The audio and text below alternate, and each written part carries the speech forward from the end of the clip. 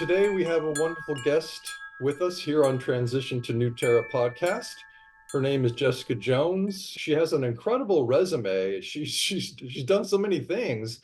She's a remote viewer, and that's a field of study that is not known to the entire world. It's a little bit sequestered, a little bit mysterious, but it is a real art. It is a real science, and the US military and other governments' militaries do hire and train remote viewers. So she's not just some crazy person saying, I can remote view and you can't. No, there's a lot of people who can remote view.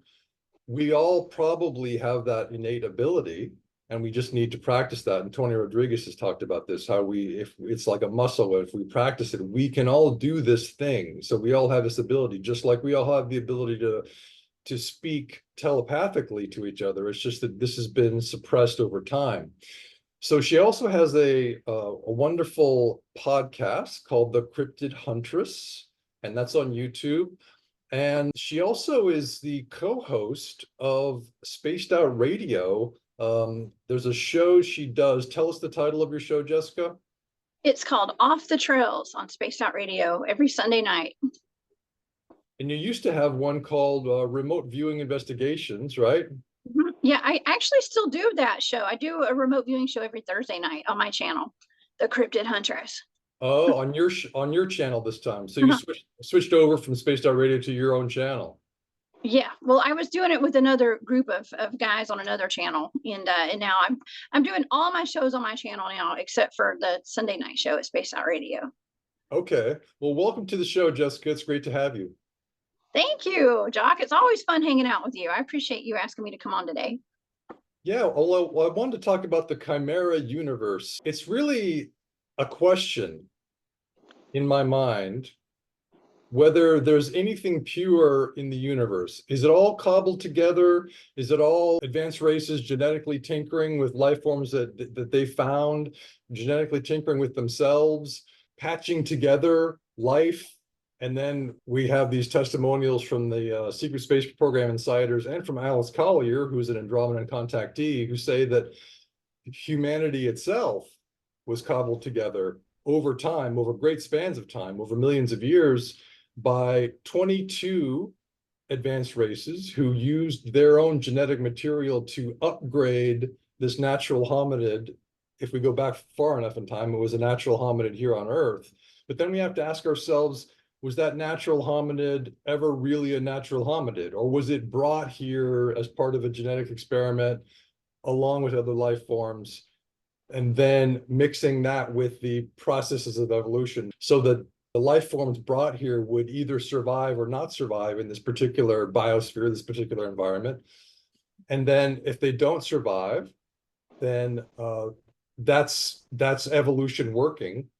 They have not been selected to live. And if they do survive, they have been selected to live by this environment. So there are some natural processes going on at the same time as life forms are being brought to this planet.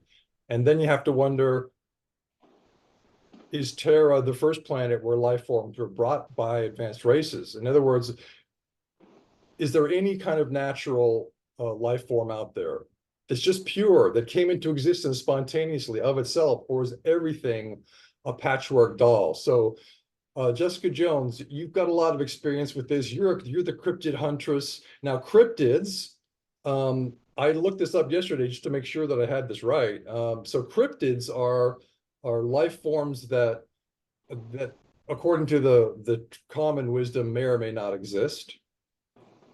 Chimera are animals, and we're animals too, so that have different animal parts cobbled together to make one animal.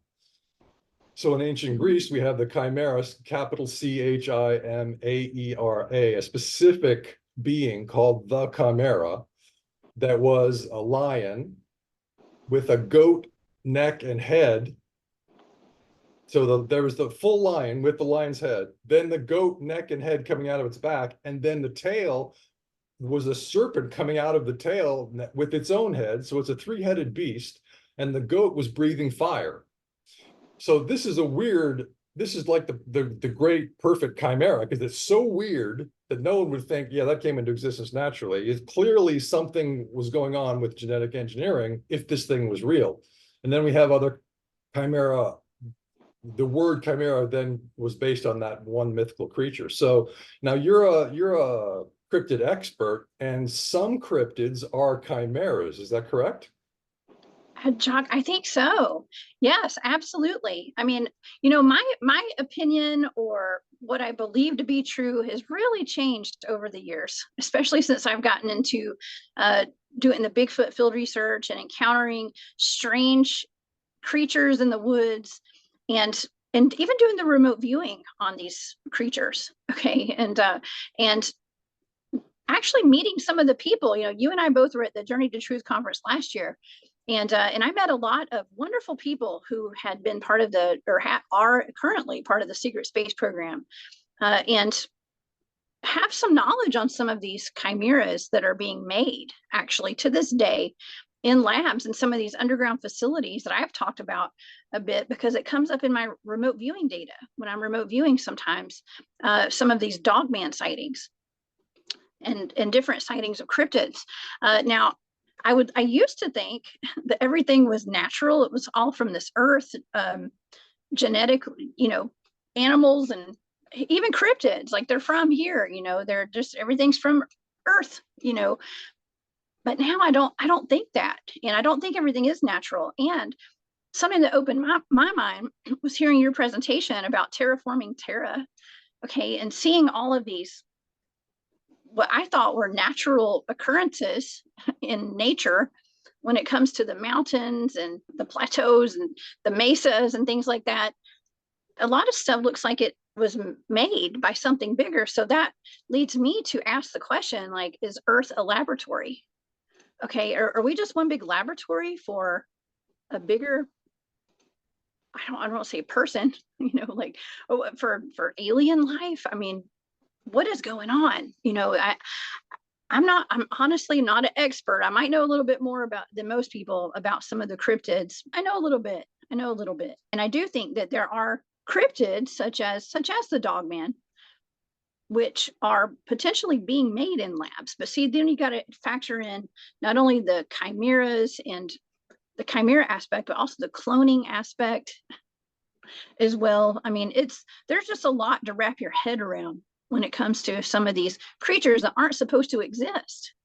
Right. Well, there's so many rabbit holes we could go down. Now, you're a well-trained remote viewer, right? You had training in remote viewing? Oh yeah, for many years. Yes. Yeah, I've been training in remote viewing since around 2011, and I have a team. It's actually my Bigfoot research team. We are all trained together. We spent years training as a team in remote viewing, and that's like the Ingo Swan methods. It's called like coordinate remote viewing, energetic remote viewing. There's different modes. There's several different modes, and I've been trained in just about all of them. What I normally use is coordinate remote viewing, where I'm actually given a set of coordinate numbers, which can be just random numbers, but they're assigned to a target.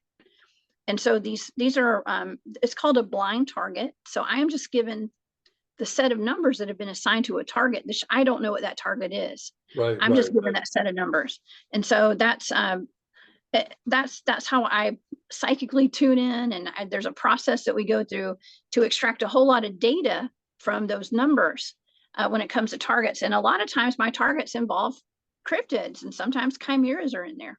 Now, when you're given these numbers, you just know that you've got some numbers, right? Right. It's 8 numbers. It's usually Hey, 8 numbers. okay. Sometimes if it's an off-planet target, though, the numbers will be a little different, but it's usually 8 numbers, 2 sets of 4 numbers. And Okay. that's all I'm given. So I have no idea what they are. They could be anything from an object to a missing person to a Bigfoot sighting, or it could be someone's property. Well, Sometimes I'm given coordinates of properties to look into. if it's an object, like let's say this thing on my desk, and I want you to remote view this, how do the numbers that I give you line up with this bottle? They're just random numbers. Okay, so they're Oh, random. oh, I It's see, I see. they're random numbers, but they are assigned. Those numbers are assigned to that target. So if I assign with my mind, I Mhm. just go 125799216 or whatever. And I send you those numbers. It's just because in my mind I assign those numbers to this bottle, that's enough for the universe to help you know that what you're supposed to be looking at. Yes, I'll show you an example because I did a couple of targets last night for my friend Barry. And so Wow. I end up getting page after page of data. I have 3 pages here for this one for the first session of one target that I did for Barry. And I don't know what this target is. I just Right. was given a set of numbers right here. Wow. And so I just sit down with a stack of white printer paper and a bunch of pens because I don't want to run out of ink. And I have charts that I write out, and as soon as I write those numbers down, I start doing kind of like automatic writing, and I can pick out ideograms in that writing, and so it's just a process, okay. And as soon as I write out those ideograms, all this information comes flooding in, a bunch of sensory data, okay. And so anything that I hear, a lot of times I'll hear song lyrics and I write those down. I will start smelling things. I write that down. I can just anything that I sense, I write it down. And there's a place on that chart for everything. And I even write out a sketch. And I mean, I can go for page after page after page of all the sensory data. And if I detect a person or a consciousness in the environment, I do a deep mind probe and I can talk to that person or thing, whatever it is. So it's a really interesting process, and I get a lot of good data, not knowing what that target is, but a lot of times locating that target. All right. So let's say that I'm a guy who knows where a dogman genetic engineering base may be because I have some rumor, some intel from a guy who knows another guy. And so it's like, I don't know for sure. I don't have the photos, but I've got some rumor, some intel, and I go, Jessica, I need your help. All right. So what would I do? Would I say, I know from my guy's intel that this base is probably about 76 and a half miles from where you live. And so on the map, I can get these coordinates and I can send you the map coordinates, which you won't know are coordinates. You'll just know the numbers. And you'll remote view somehow, you'll get under the ground Mhm. somehow. How does that work? Oh yeah. Well, it helps to have a tasker. I have to have someone who tasks me those numbers. So that would be you. Okay. And the person who tasks me is usually just as trained in remote viewing as I am. Okay. Okay. Because you have to be able to guide the viewer after a lot of times, like I'll do the target alone. Okay. But it's good to have someone whoever's tasked to it to help guide me to further look into it in another session. That's the way that I do it. A lot of times the tasker can also be there the first time you do these targets to kind of guide you as to where to look if you're on target, let's just say.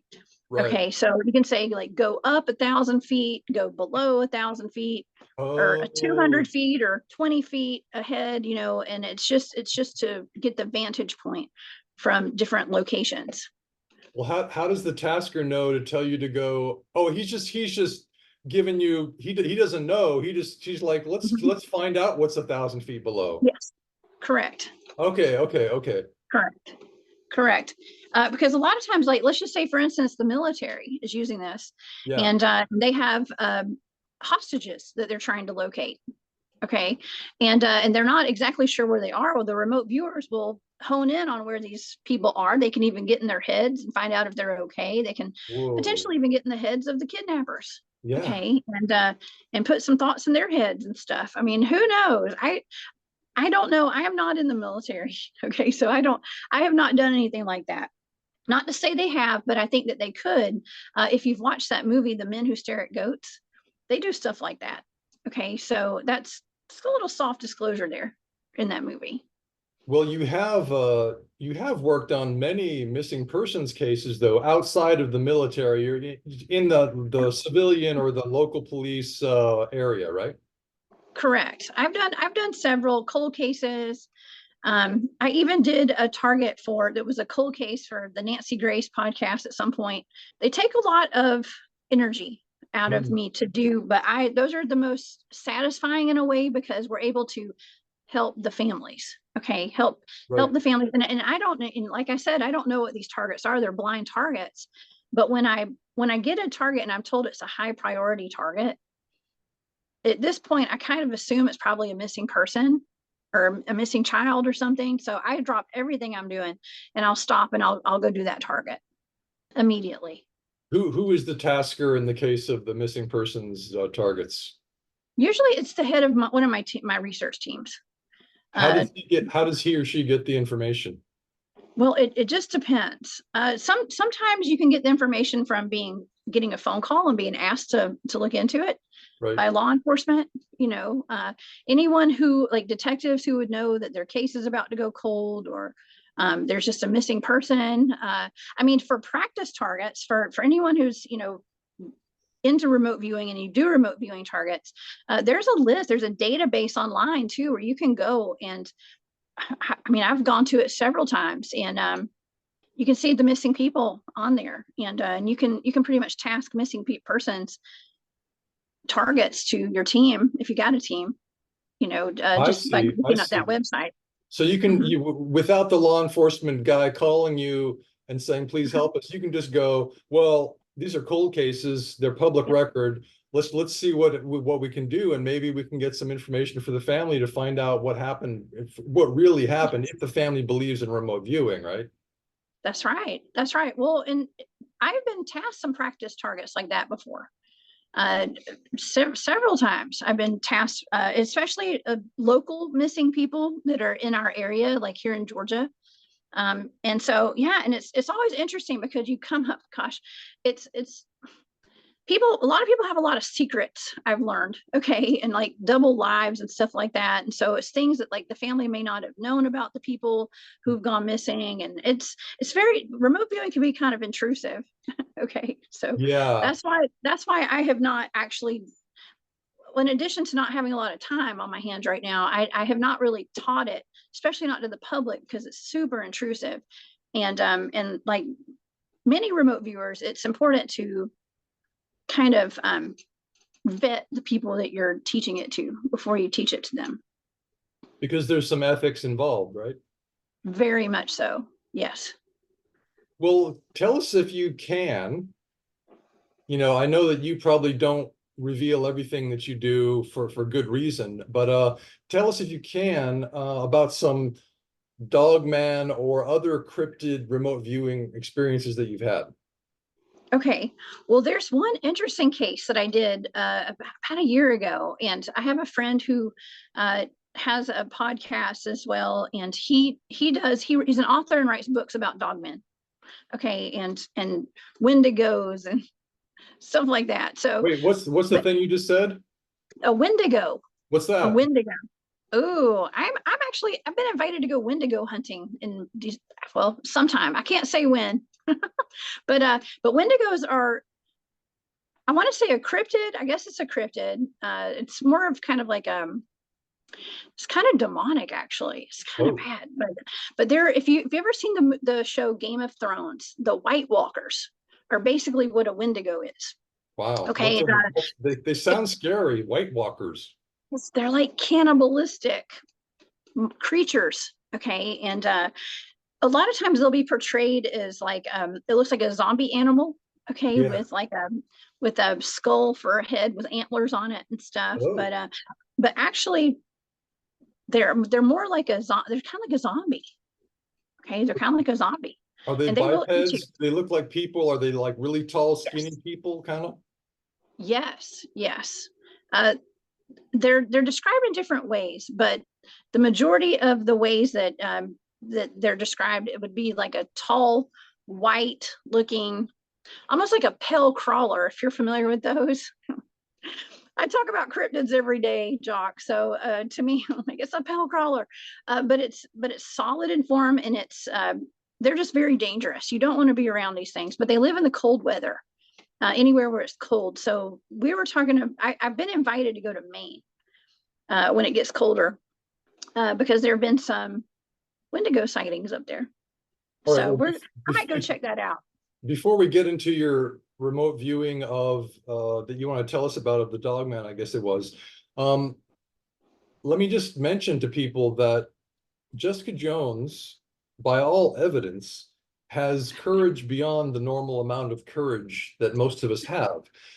She was on a podcast last year, a UK podcast, talking about how she was sent as bait. That was her word, bait. And their word, the group of men, the tough, husky men who sent this girl into the dark, into the forest to be bait for a cryptid. And she went because she wants to know.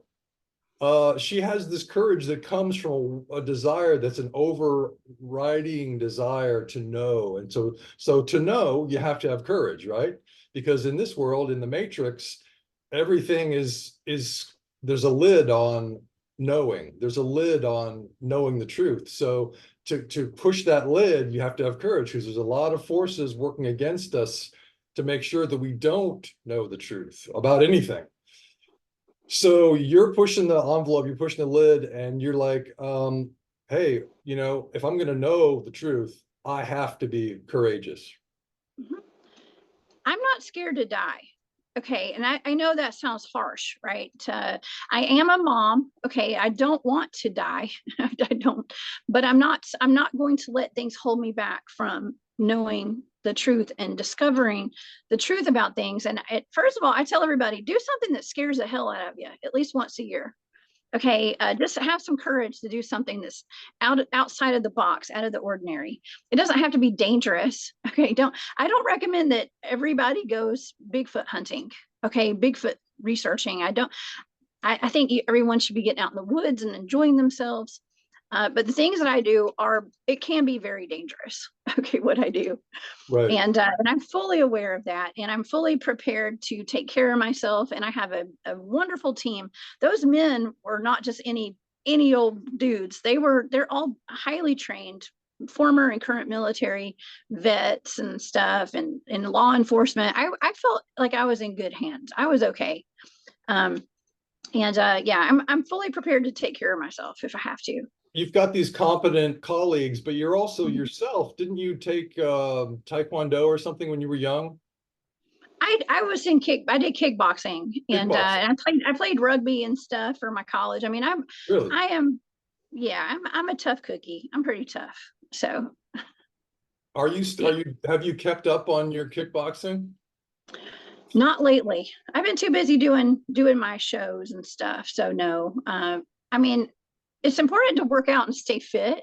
Yeah. Okay, it is. But it's interesting because listen, if I were to be accosted by someone, those automatic reflexes would kick in, and at least I have those skills. Like I've done everything that I do, I've done it for a long time, or I Right. did it for a long time, and so you just have those. What do you call it? Autonomic, autonomic? I don't know. Autonomic. Yeah. Yeah, your primal mind, your brain, it kicks in if it needs to. And you've got that training to let you take down an attacker as long as the attacker isn't like 10 times your size or something. But yeah, there's not a whole lot you can do when it comes to something that's a 10-foot tall Bigfoot out there. But here's the thing: when you go out there, it's all about your intention, in my opinion. With a lot of this, like it is very dangerous, but I try not to put myself in like super duper harm's way. Okay. I mean, I'll still be bait when I go out, but things did change up a bit after I had my child. Okay, I have a 10-year-old now, and so things did change when I had him, because yes, I wasn't putting myself out there as much as I used to, because now I'm a mom. Okay, but it does take a lot of courage to get out there and do some of the stuff that I do and my team does.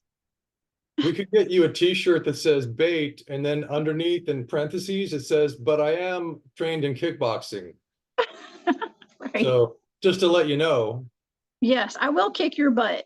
Yes, bait, but I will, but watch out.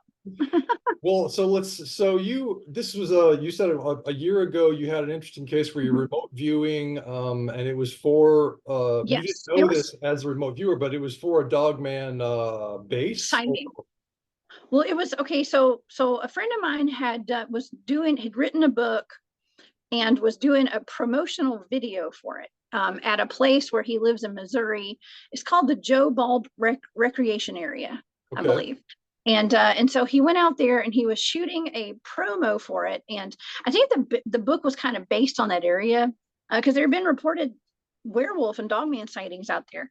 Now you got to remember this is federal land, okay? Just like a lot of these sightings that we get when it comes to cryptids are in national parks, state parks, recreation areas. Similar to like the Land Between the Lakes is there's a very famous, well-known story of a dogman attack that happened there in the 1980s. This is another piece of land that the government owns or Right. runs, Right. and so he was doing this promotional video on his book, and he didn't realize that there was something in the background in the tree line behind him.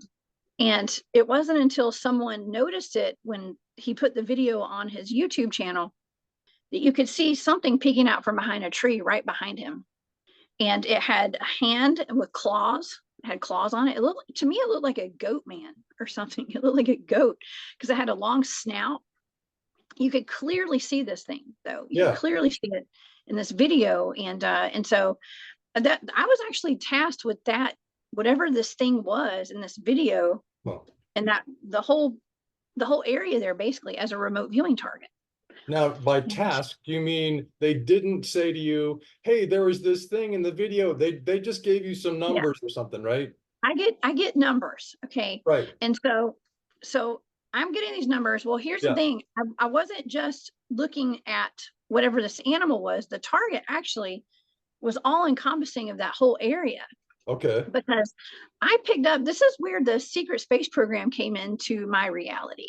Wow. Okay, because I didn't know a lot about the secret space program. I'd heard of Space Force, okay, but I wasn't familiar. But I wrote down in that data it included secret space program and SSP hub, layover hub, whatever that was, and there was a facility underground where they were creating chimeras.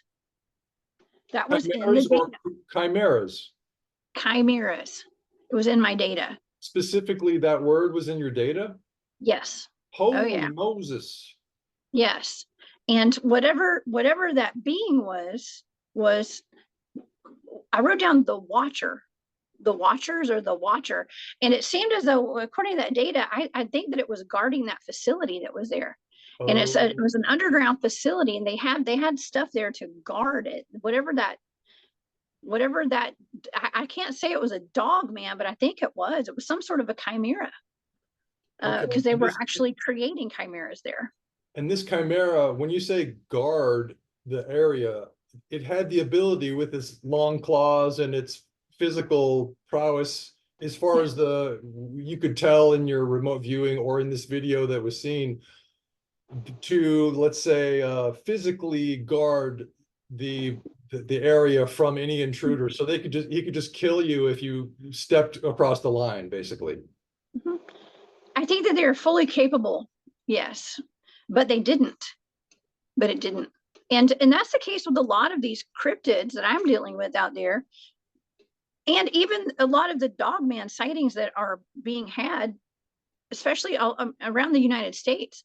The people are seeing them, and the beings are looking right at the people, and they don't do anything. They're telepathically communicating with people. They're saying, "Oh, it's you. I could hurt you, but I'm not. Okay, just know that I can." Okay, Wait, so that's kind why? of the messages that people are getting from them. It's interesting. And so why do you think that these incredibly powerful dogmen are not hurting us? I mean, because they're not clearly not friendly to us, right? I mean, well, I think they stay away from humans as much as they can. I don't think they want to be seen. Just like with the Sasquatch, they don't want to interact with humans because they don't have to.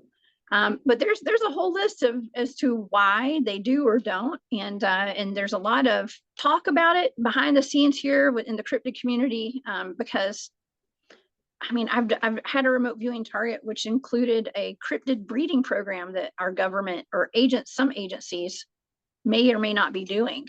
Okay, because I think that our the people in charge, the agencies, the governments, whoever it is, they're fully aware that these things exist, and I think they're creating some of them.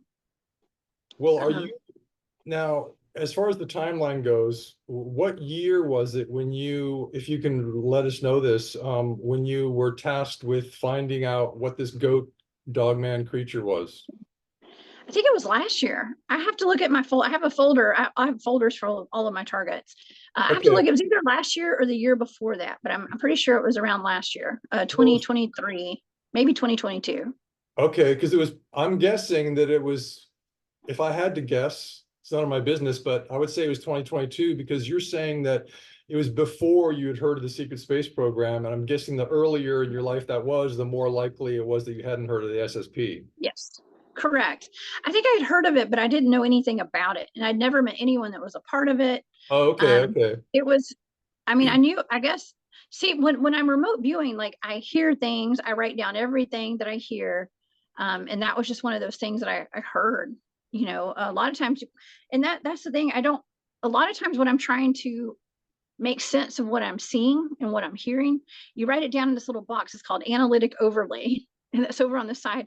And Okay. that's stuff that you write it down and then you just keep going because you put it in that box and then you don't discount it, but you just move on because that's Right. probably not the target, but it may have something to do with the target. But that's just me interpreting my sensory data. I know that sounds weird. It may not Now, make sense. when you say you heard the SSP or secret space program, you're saying that you heard someone say out loud secret space program. Clairaudiently, that message was conveyed into my brain somehow. So yes, I either heard it or it was just conveyed. That was just something that I picked up on. And so Yeah. it may have been a conversation between some people in that base, or it may have been that they're actually talking to you. I don't know. It could have been. I don't know. It depends on how I wrote it down on my paper. I have to go back and look. It's interesting that you can hear Yeah. people's conversations. I Oh wonder yeah. how, is there any way to know if that conversation happened? Let's say you did it in 2022, November. Do you know that it happened in 2022 of November of 2022, or could it have happened 10 years before or 10 years in the future? According to the target, the way it was tasked, it was that night that my buddy was there on the premises at that moment. And that would have been that year. It would have been 2022, but earlier in the year. Okay, If it was 2022, I think it right. was. Okay. So what else? So let's just stick with that one target for a second. Is there any other data that you remember that was interesting? Because you were presumably they just wanted to know about this one creature, but suddenly you're seeing an entire base where they're creating chimera, and it's like that's a pretty big discovery, right? Well, yeah, I would say it was mind blowing. However, this happens a lot. It happens a lot when I am tasked with a target that deals with a cryptid sighting or Yeah. something that has to do with a cryptid, but especially in our national parks and on government land. Do you Uh, think a do you lot think of it's times, mhm. Oh, why go ahead. do you think that it's in these big national park or government land areas? Is it because there's fewer people there? Oh my gosh, that's another rabbit hole we could go down. Well, if you're Let's familiar, well, okay, here, let me lay it out like this. okay. If you were to put a map and it had all the Bigfoot sightings in the reports in the United States, and it had a little dot for every Bigfoot sighting, and then you put that on top of the map that shows all the missing people from the David Paulides Missing 411 series. Yeah. Okay, where he went into, it's actually national parks. Okay, national park where he got the information. It took him a lot of pulling the strings and a lot of boots on the ground, a lot of time to and pulling teeth basically of our federal government to get the stats, the real numbers of people who have gone missing without a Right. trace at national Right. parks. Right. Put that on top of the map of the Bigfoot sightings, that on top of the map of the cave systems, and then on top of the map of the deep underground military bases. They all are connected. They Okay. all correlate. Okay. So you're saying that maybe, I mean, I don't know if you're saying this, but maybe the national parks were created as a cover in a sense, or a protection in a Ooh, sense for the underground bases that the Luciferians, for want of a better word, have had control over for centuries. yes, well, could be, could be. I don't know. I don't know. I'm no expert on that, but I can say Yeah. it could be. I mean, back, was it FDR or Wilson? I can't remember. I think it was FDR actually is the one who uh, decided that a lot of these lands were going to become federal lands, and they Yeah. were going to, and there were very specific areas Right. uh, that the government decided to turn into national parks and Right. wildlife management areas and stuff. Well, some people say that it was because he knew that there were Sasquatch on that land, and he was Oh, doing it to protect the creatures out there. Let's I just say. gotcha. That's interesting. Mhm. Well, yeah, it's as we go down these rabbit holes, and we're just individuals with complicated lives who don't have the time to know everything in the universe. We're each of us trying to do our best to figure this thing out, and as we crawl our way out of the matrix up the ladders, each of us has our individual ladder out of the matrix. We find that the rabbit holes are connected to each other. So as you go down a rabbit hole, there's a side tunnel. And then it's not just that you get to the bottom of the rabbit hole and go, I found out everything, and now I know the truth. No, there's a side tunnel and another side tunnel and another side tunnel, and it just goes on, and you're like, how are these things connected, and how are we ever going to figure all this out? I guess as Terra moves to fifth density, we're going to increase our naturally have our intelligence increased exponentially soon. So that'll be good, because right now we're under this cloud, this cloak, this veil of forgetting, and it's not good. So but we're doing the best we can under the veil of forgetting, and in this weird matrix where we're bombarded with frequencies and bombarded with distractions all day long. And that's why it's good, like you said, to get out in the woods, because that's where you can get away from the distractions and you can go towards something. You can focus more on a single goal that you have, and maybe that goal is to just relax, or maybe that goal is to relax and then go find some cryptids, which is what you do. That's what I do. Yeah. Um, but when we're out there looking for cryptids, we come across other stuff too. That's really odd, like portals and stuff. I mean, my team's documented a portal. I do believe, I personally, this is my personal opinion, I think that portal that we encountered, I think that was not, I think it might have been, it could have been like a man-made type of a thing too. So there's all sorts of weird reverse technology and going on, and I weaponize Earth's natural weaponized portals and stuff like that too. So there's just so much going on that we are not privy to, okay, that we're not told about. And I mentioned missing people earlier. Where are all these missing people going out of our national parks too? Are they the victims of some sort of chimeras that have been unleashed into these national parks? There's another case that I was tasked with, and that was a case that was alleged, but there was some eyewitness testimony to it. A lot of like deathbed confessions and stuff had happened. There's a place in Kentucky. It's actually on the border of Kentucky and Tennessee, and it's called the Land Between the Lakes Recreation Area. And there's a well-known case from, I think it was 1982, of a family who, it was a mom, a dad, a son, and a daughter, who had allegedly been mauled to death by a dog man there on that property. I didn't know a whole lot about dog men at the time when I did this. I was given this target, and this was a couple of years ago. And I did this target, and I was emotionally disturbed by this one, because I actually saw what appeared to be two, not just one, chimera. I guess you'd call them like a chimera is what it looked like. It was like I remember the data said it was like a man, but not a man, because it looked like it had a hyena's head, but it had like a man's body. And there were two of them that had come in, and actually had drawn a chart. You could see where the map showed two things coming in. I saw a massacre scene there. Okay, You unfortunately. saw it from above. Yes, I saw it. I saw like it was like vignettes, like a flash here and a little bit Okay. here, and So different enough to. angles, like different angles, Mhm. like a film shot of the scene. Yes, exactly. It's almost like a clips from a movie is what I'm looking at.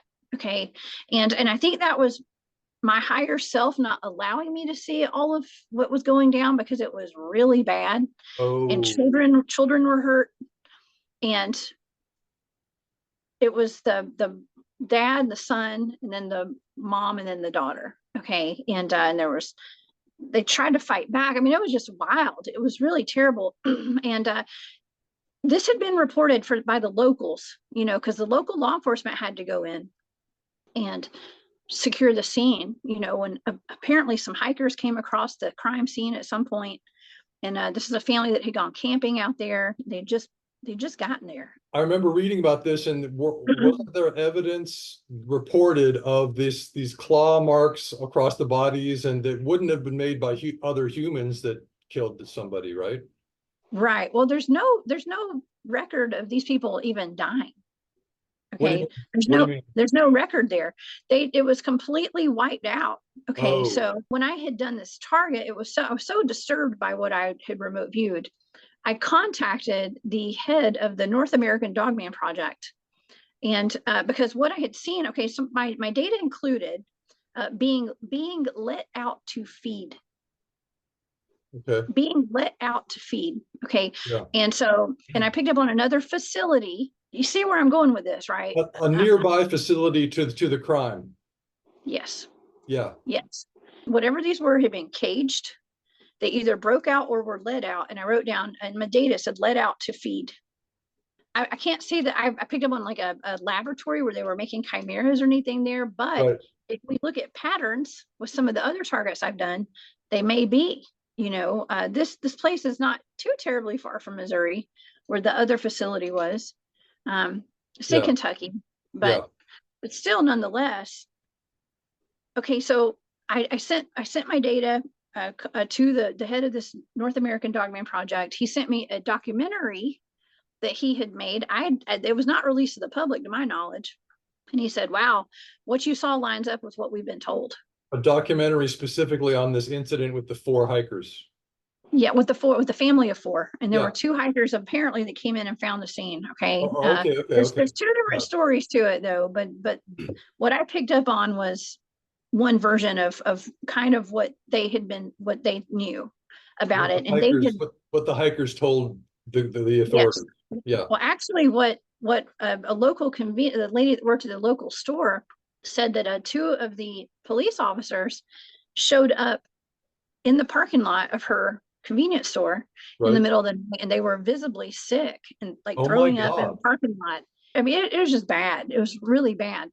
Um, but I guess the federal government had been called in to take over the scene, and Yeah. um, it So was it was just really bad, really rough. the feds disappeared the records of this family. Yes, apparently so. No one can Yeah. find the death records.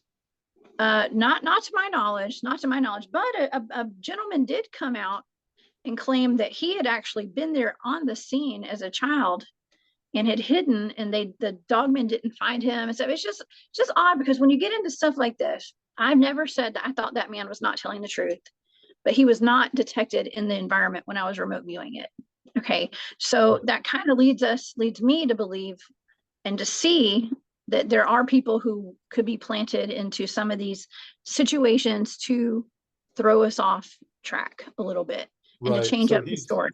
So Mm-hmm. he's basically there to make everything sound a little bit more crazy and lunatic and fringe, and Maybe. oh, it's just a bunch of crazy people with different stories. They're all conflicting.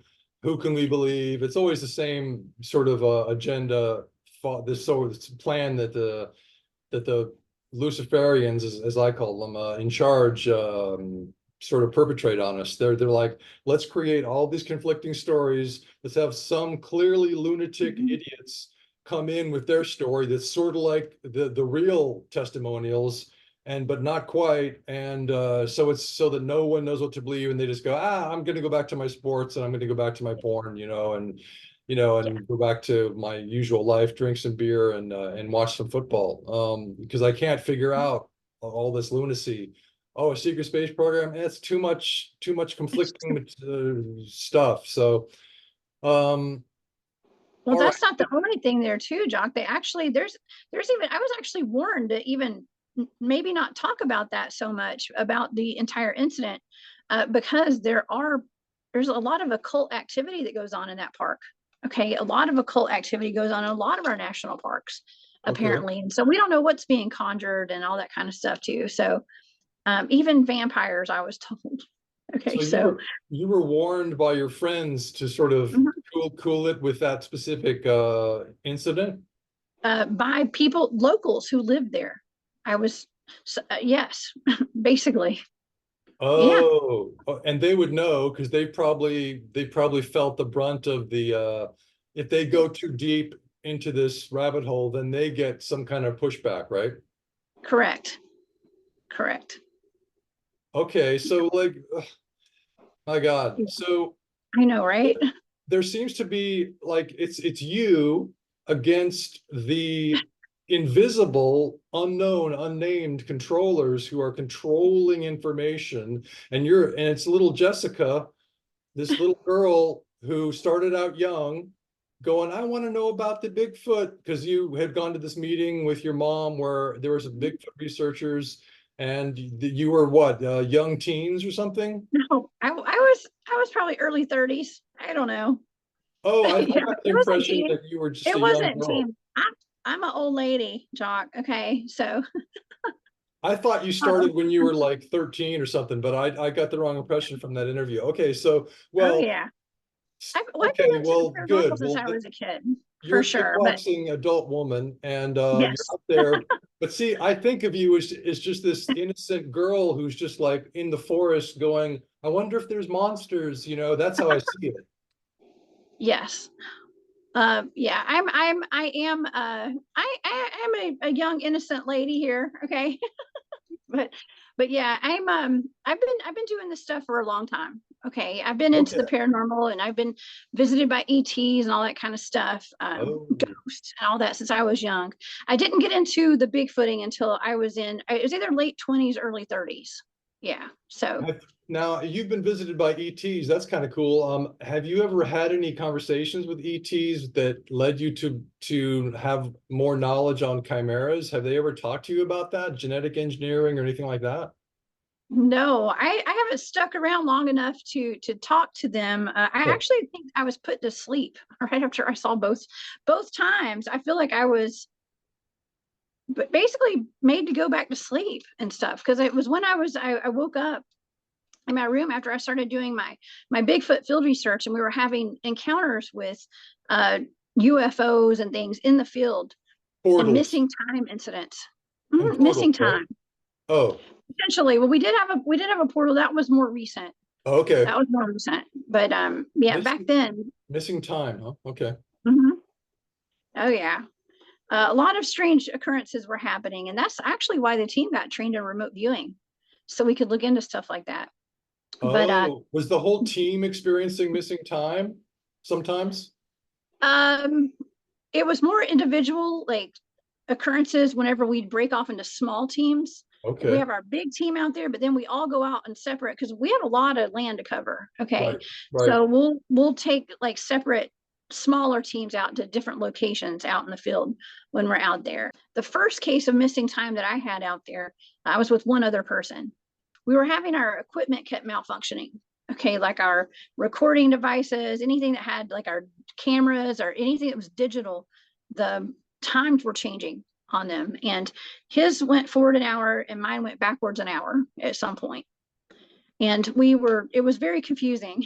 Okay, so we were, and there was something like a UFO flying over us. And it was a very eventful time, let's just say.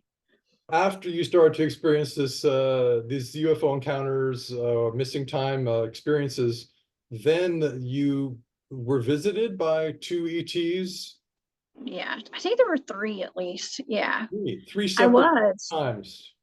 Yeah, well, the interesting thing was I'd been visited by ghosts most of my life. Okay. Okay, ever since I was young. But the way that the ET showed up was very much like those ghosts had shown up. And so it made me question, were those ETs the whole time? And now I'm seeing Oh, them as ETs, but I saw them as ghosts back then. right, because you didn't, because your terminology would have just been, what else would it be but a ghost, right? Right. Is Well, we've it had the whole screen memory thing, and Was it yeah. phasing into your reality, sort of, or like partially translucent or something like that?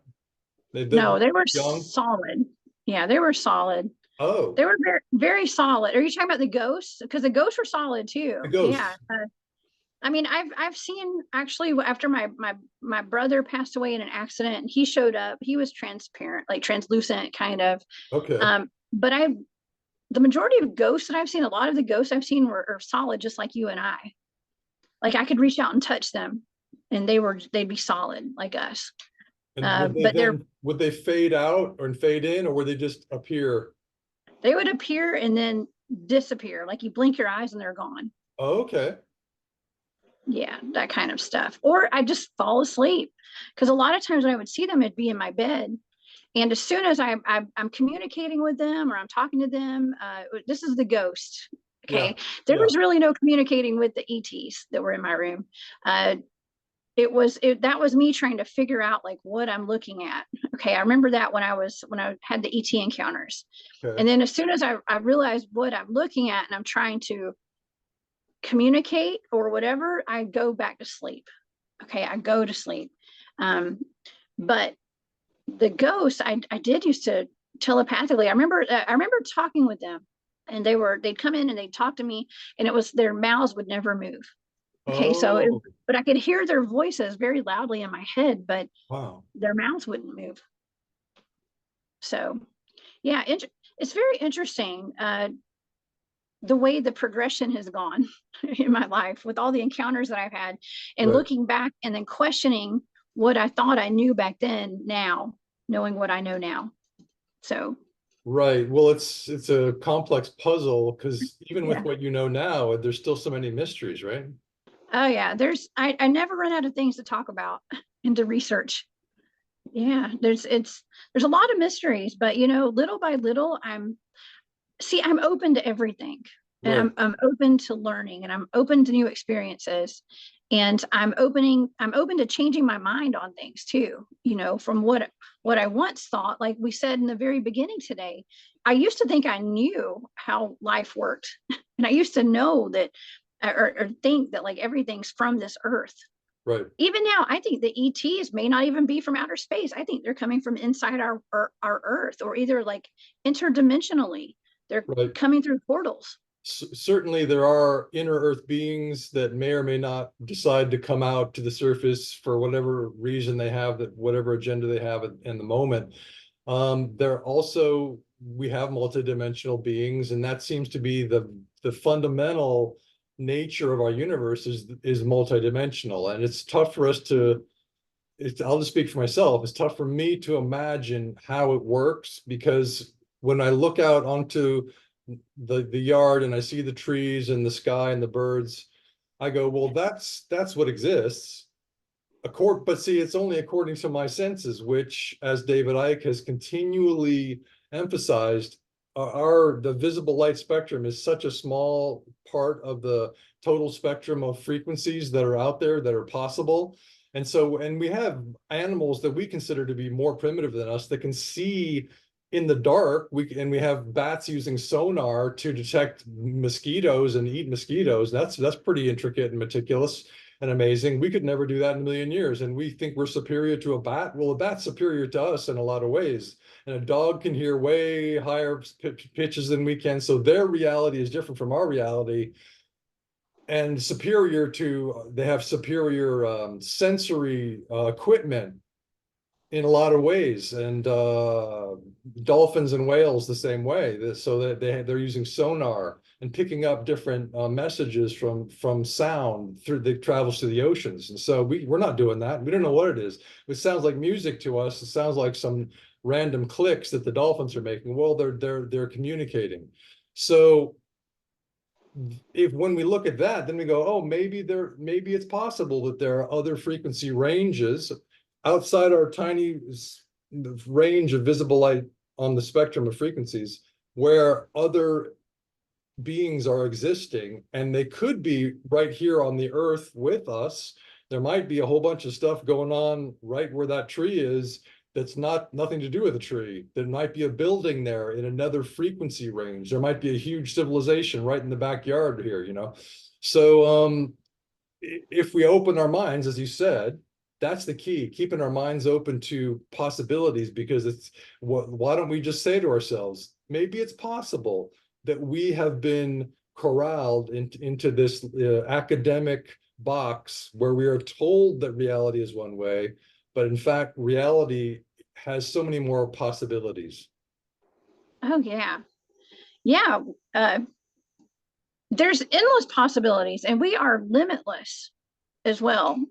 I feel like I was having those encounters with the ETs in my room. I felt like potentially I'd always had those encounters, but I just didn't know. I wasn't aware of it.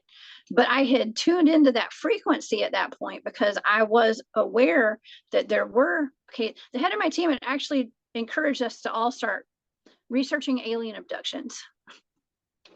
Okay, because of the events that had happened out in the field. So I was on that frequency. Okay. And now, can I say I like manifested them? Maybe I might have manifested that experience in, or maybe they had always come to visit me and I was just aware of it because I had tuned into that frequency. Okay. So that's a possibility as well. Now, they weren't terrible encounters. It wasn't scary to me. It was confusing a little bit. But it wasn't that scary to me. A lot of people would have been scary, I guess. But I had two different encounters. One time there were two what looked like grays, and then the second encounter was something that was very large, and it had on a hooded robe, and it was moving. I could see its hands. It looked like a praying mantis. Okay. Okay, Okay. so There's a lot of testimonials about mantis or mantid beings, as they're called. Um, Giant, what we would call praying mantises, but they're not exactly like a praying mantis, but a mantid being being cloaked with a hood. So the fact that you're talking about a mantid being with a hood is another corroborating little bit of evidence between two testimonials of people who don't know each other. And there's like, yeah, that's the mantid was wearing a hood. And it's like it keeps coming up, you know. cool. Well, that was my experience, and I actually, as soon as I have an experience with any kind of strange creature, that whether surprised or not, I usually draw it. I draw what I remember, and I Okay, try to do it. well, can you So I show have us your some drawings. drawings? I don't have it right here with me, but I do. I Okay, do have one. can you send it to me and I'll insert it right there? Sure. Yeah. Awesome. Well, that's good because it's just more evidence to have you draw it, because it's like you're taking time out of your life to draw something that you feel is real. Now, if you go to a modern day psychiatrist, he'll say it's all hallucination. He'll say it's all illusion. And here's some meds for you. And, poor girl, pat you on the head and we'll send you to an asylum. So that's how it would normally be because the box is so small. Academia's box is so small. Anything outside the box, you're just crazy. You're just a crazy person. And we'll have to give you some meds. And the meds are just poison. They're full of documented poisons, and they tell you on the label that this could cause suicide. It could cause depression. It's known to cause depression, and it's going to be an antidepressant. We're going to call it an antidepressant. Wait, what? So the Luciferians always have to tell you what they're going to do to you. They list it on the thing. Yeah, it could cause you to commit suicide. And then you go commit suicide on the meds, and they're like, "Oh, she couldn't handle it. We were doing the best we could. We gave her the meds, and that's our standard of care." So that's how, anything outside the box is treated. So you didn't really have an option to tell the world and go on CBS and when you were young and say, I saw a mantid, or when you saw these ghosts when you were younger, or when you saw these ETs. I saw my brother appeared and he talked to me telepathically. You couldn't do that because no one would believe you, right? No, I didn't talk about it. No. Well, and plus, I used to work with the government, okay, and stuff. And so I didn't, even when I was doing my Bigfooting, I would just tell everybody I was going camping. Right. So I did a lot of camping. Okay, but so I didn't talk about the Bigfooting because it was not as acceptable back then when I first started, especially. Now it's cool. Okay, to me, I think a lot of people think it's more cool now because we have TV shows about it. And back then, there were no TV shows. Not everybody had a Bigfoot sticker on the back of their car. Right. Okay, like we have a lot of those now. And so I started a long time ago. I didn't go public with my research for 10 years, not 10 and I never planned on going public. I didn't want to go public about it. And I especially didn't plan on going public about the remote viewing aspect of it. It just I don't think it was time. And I actually, Jocka, honestly, I got attacked more online and by people in the general public about the remote viewing than I did the Bigfooting. Why do you think that is? People weren't ready for it, I guess. I'm not sure. Because you think about talking about psychic abilities and being psychic and using your psychic abilities to locate blind targets, Right. including cryptids. It's a lot for people to wrap their heads around Right. Bigfoot. Okay, I mean, there are still arguments, or not arguments, but there's still two camps within the Bigfoot community as to whether Bigfoot is a primate in the woods or a supernatural being, or just a being with supernatural abilities with like an X factor. There's still people that are divided on that. Okay, and I don't know why it can't just be all of it. Okay, like it's all of it. They're a flesh and bone primate looking thing in the woods, even though they're not a primate. They're forest people, in my opinion. They're just big hairy humans, kind of. Yeah. But there's still those arguments, and so we still have we have a ways to go. However, I have not backed down from talking about remote viewing since I've been public with it, and I think that it has helped because when I started doing my show on remote viewing, I didn't know anybody else talking about remote viewing cryptids and things, the things that I've been doing, and now a lot of people are talking about it. So if one of us doesn't step up and do things like this, nobody's going to do it. Okay, now a lot of people are doing it. So I'm just putting myself out there, and this Yeah. is where I'm at now. So I'm here talking to you, Jock, and it's That's fun. awesome. Well, I think you're right that we should keep our minds open to, for instance, with the Bigfoot subject area, why couldn't there be physical sort of 3D, third density primates, or whatever you want to call them, hairy humans that live is sort of sequestered in the woods away from us because we're pretty crazy. We're building cities and making too much noise and killing each other. And they're like, we don't want any part of that. We're just going to be in the woods. And so we're going to hide from you as best we can. And we're going to be successful at hiding from you for centuries and centuries and centuries, although sometimes a hiker will find us.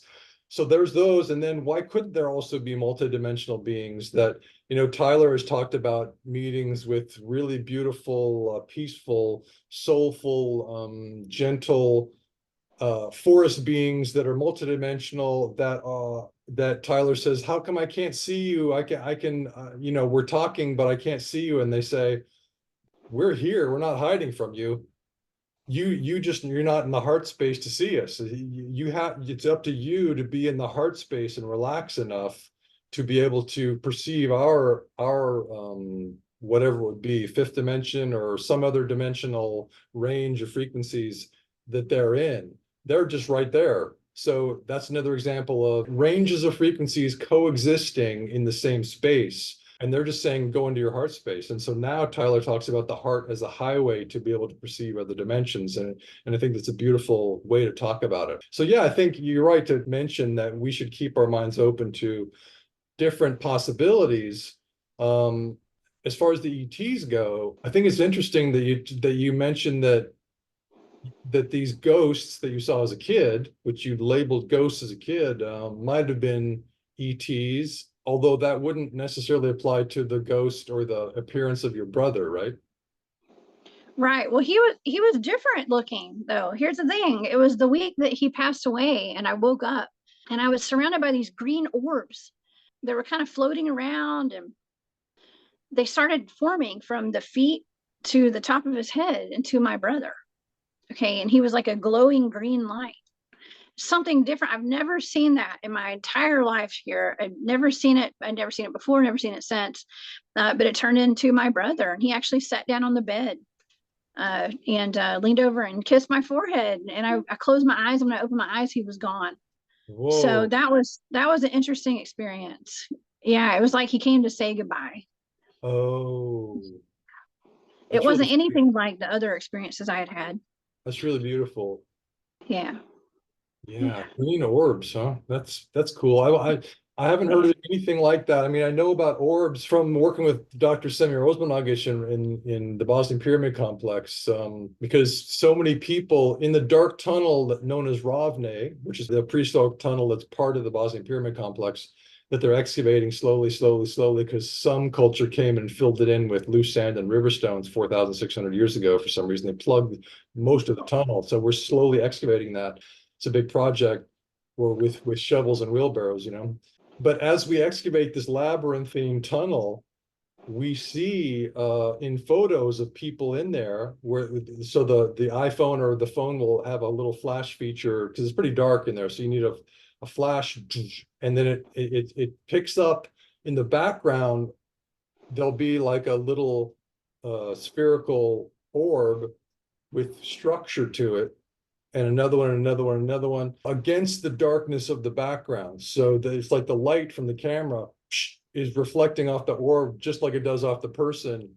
And so that's how we see the orbs that are always in there, but we wouldn't notice them normally without the camera or without the video. So we normally see them in the footage or on photos, but normally most people don't see them with their eyes. But so I did Semir was gone.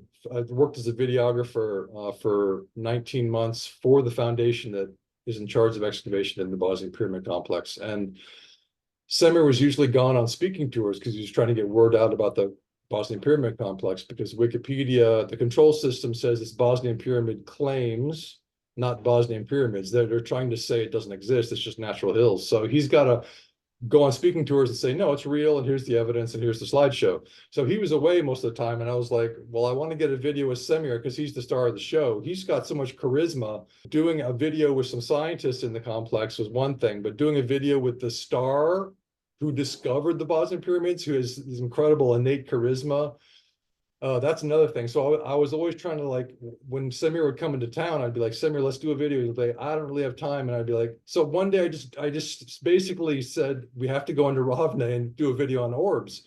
So people can find that on my channel. It's Bosnian Pyramids on YouTube. And it basically shows the footage that people have shot of orbs that are moving in an intelligent way through the tunnel, like in a cloud. And it's not dust. There's no dust in there. It's too wet. There's no wind because there's only one entrance. The entrance is the exit. There's no wind in there. So there's no wind pushing dust anywhere. There's no dust. It's too wet. These are orbs. All you got to do is look at them and you can see that they have structure. And there's clouds of them or there's single ones. And he says, oh, they usually show up when there's action, when there's activity, when the workers are digging, the orbs will show up. In the period 2005-2015, the employees of the Foundation Archaeological Park Bosnian Pyramid of the Sun, then researchers, volunteers, visitors, have made over 10,000 photos that contain intriguing, perfectly spherical light being, known in the spiritual science as orbs. They come in a variety of dimensions, from the little, small ones, tiny ones, to the big ones. One of the biggest ones that we did was about 40 centimeters in radius. We have noticed that they moved independently from the airflow. They changed directions, heights, speeds. We have also noticed that they usually go to the places where there is some action. For example, when we put the wooden support, they are like overviewing what we are doing there. Also, when our guides come with the tourists, they usually gather around the guides because he's the one who gesticulates, who talks, who shows. So we can see the signs of intelligence there. So I would say in the years in front of us, we should be able to tell more about this phenomenon. But our conclusion is they are very joyful and supportive for this project. But then you're talking about orbs.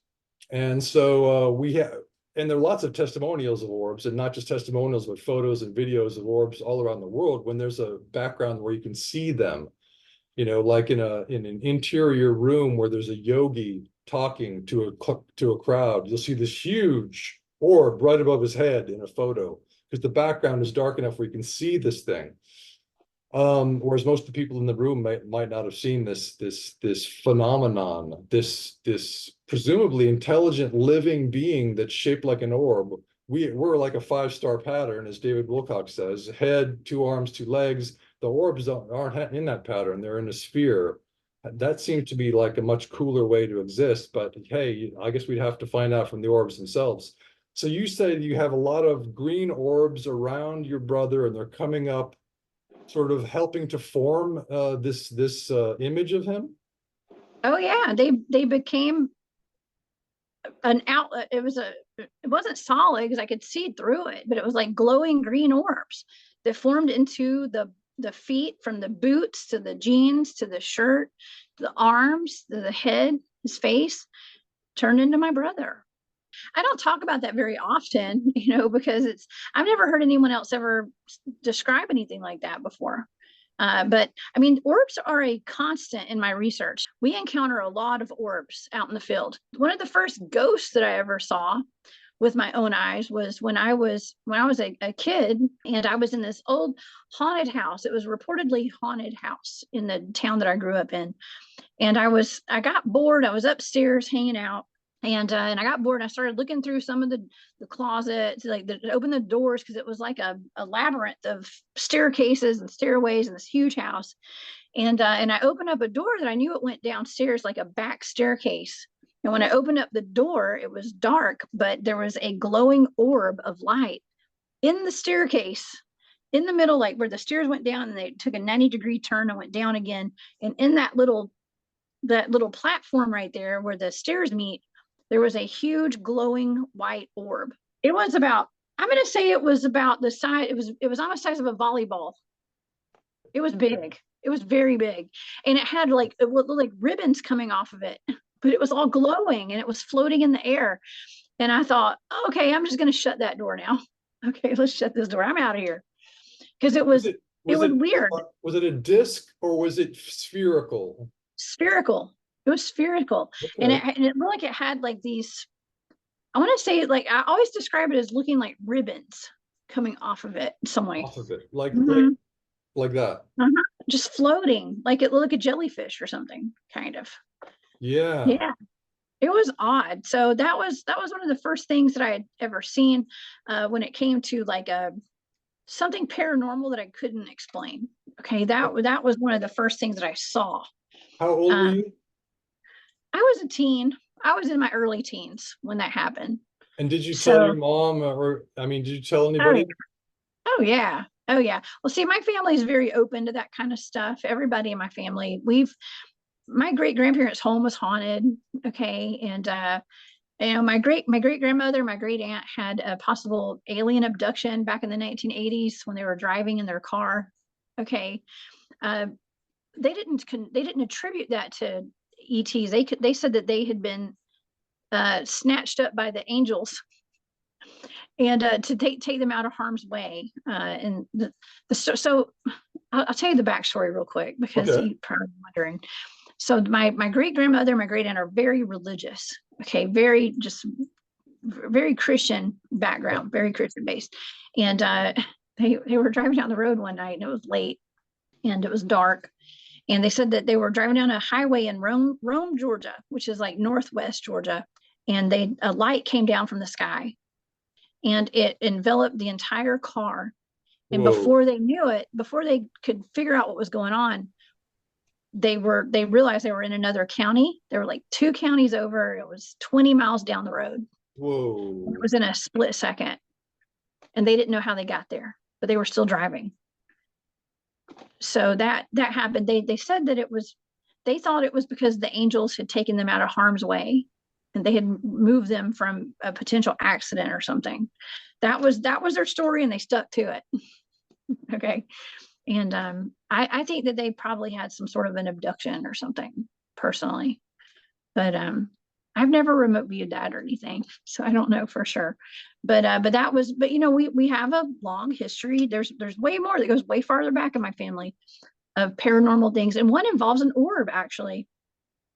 When my great grandmother was on her deathbed, the family was gathered around the house and out in the country, and they said that a ball of fire came out of the woods, and it circled the house, and it went through the windows, around the windows, and it went inside the house, and it floated past everybody in the house and went over her bed, and then it floated back outside the house. It went under the house, and then it came out, and then it went back into the woods.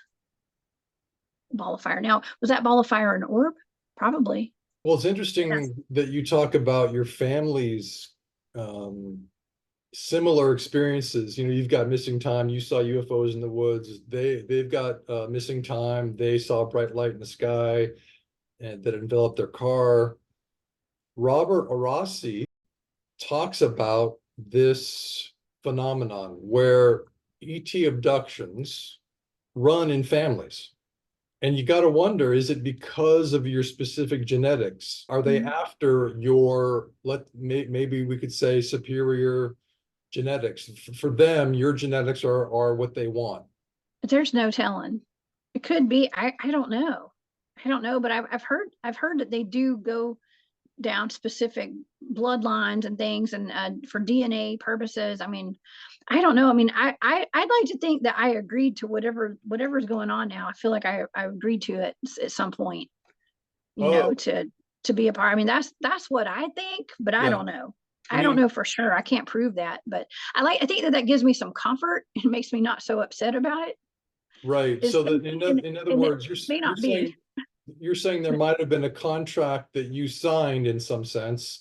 You agreed, you made a formal agreement or people who got abducted, have been abducted, have made formal agreements in some other life or some other realm to have this happen to them? Well, I think that sometimes to keep me from getting mad. Yeah. Okay. Because and to keep me from being upset about it. Otherwise, it's a violation of free will, right? Right. So I couldn't imagine it being any other way personally, but I don't know. Like I said, we just don't know. We really don't know. And honestly, I mean, for it to be disguised as something else, if that's the case, and if it was disguised as being ghosts, and that's all I could handle as a kid, was seeing ghosts. Okay. So I don't remember ever having any terrible incidents with the ETs or anything like that, but I don't know. I don't know. There's a lot I don't know. I put myself out there though, and it is what it is. It is what it is. There's not much we can do. We may have made a general contract to come to Terra to experience what it's like in 3D, and that might include things like being abducted by other ETs, and you never know. I mean, you might get eaten by a bear, so it's not like going to be necessarily fun here. It has its advantages over other realms in certain ways, but then it also has a lot of possible really traumatic disadvantages. So I call it planet trauma. That doesn't mean that beautiful things don't happen here. There's a lot of beautiful things going on all the time. Dances, go to a barn dance, or you go to a family reunion or a high school reunion, and you have all this joy, and there's wonderful things happening all the time. But there's also the possibility that we could be abducted and have our DNA taken away, or who knows what terrible traumatic thing. So we might have made that agreement before coming to Terra to say, well, whatever happens, I'm okay with it.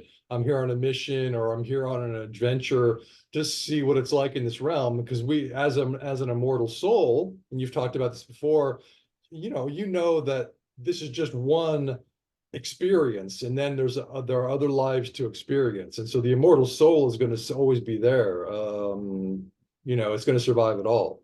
Oh yeah. I always tell my audience when they're watching my shows, I say, y'all buckle up, buttercups, because we're in for a wild ride here. And I live by that. I'm in it for just to experience everything. I'm here for the ride. I'm here for the show. I'm here for the circus. Okay, whatever's going on, I'm here for it. And Yeah. yeah, and I just, I don't want anyone to live in fear. Okay, I don't live in fear. I don't. And I have a lot of forces that are always trying to put me into fear.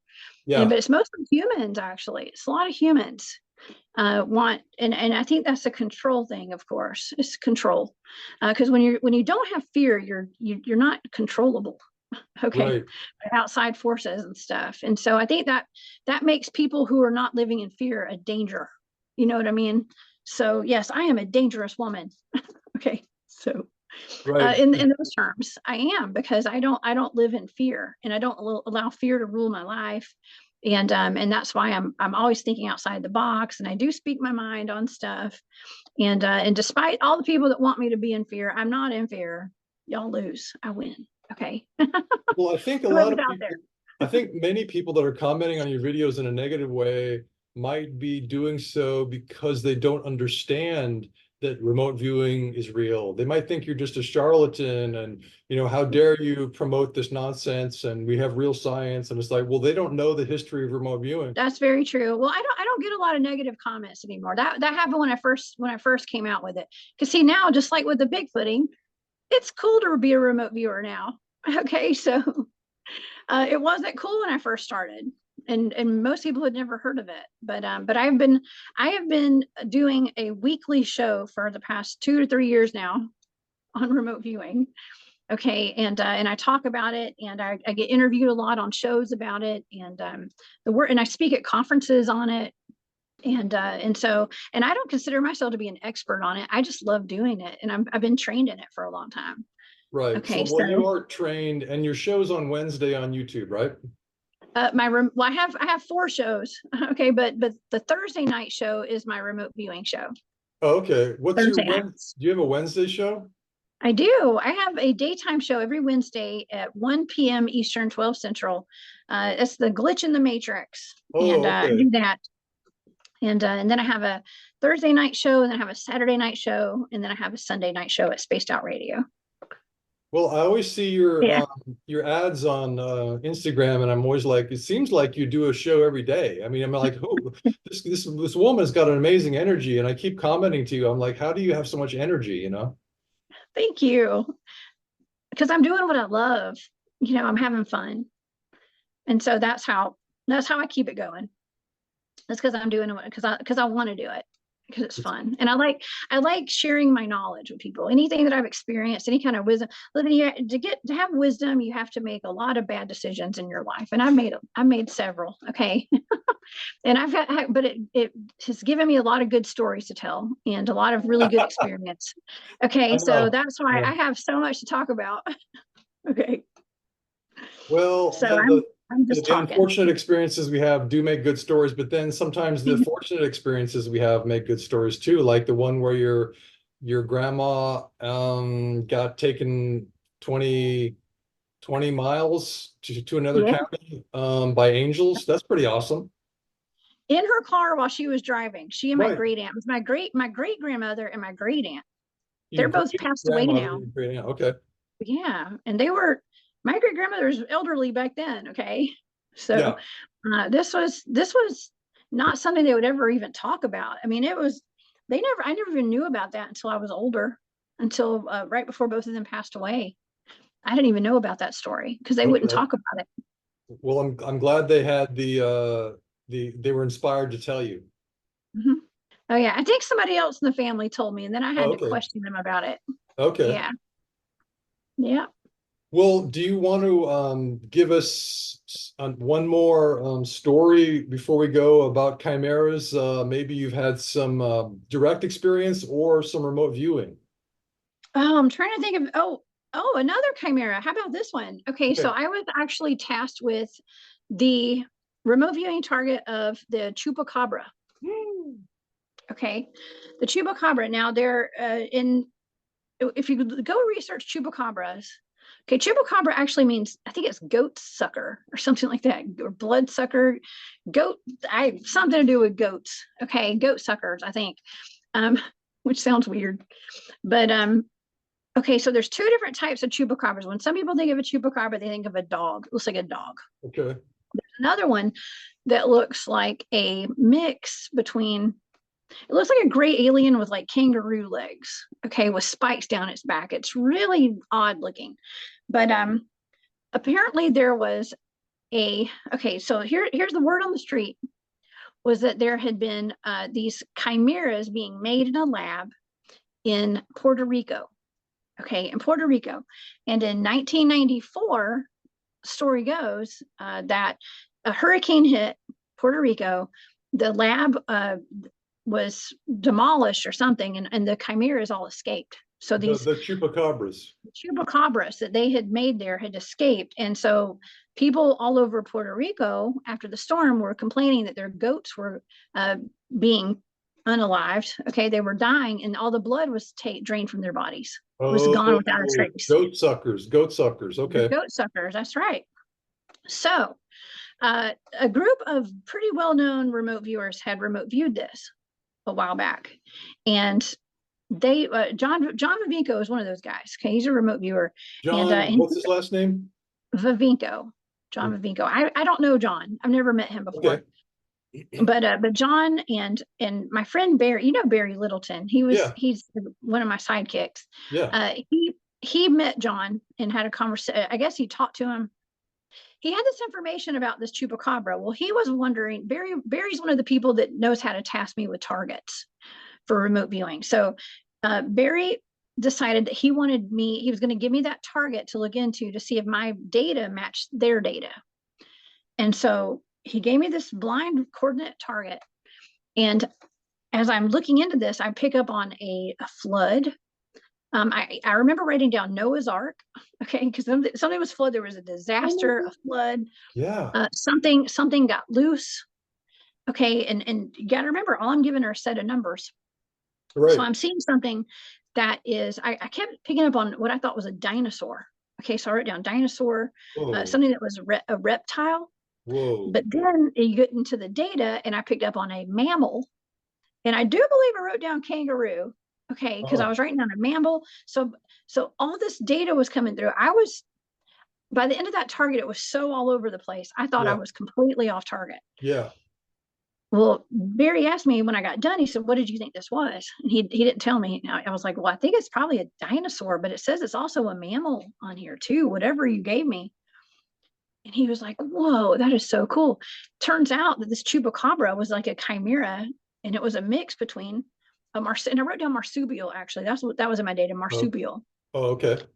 So it was actually a mix of a reptile of some sort, a gray alien of some sort, and I don't know if it was a gray alien. It looks like a gray alien. Yeah. Okay, but it was some sort of reptile and a mammal combined into some kind of weird chimera.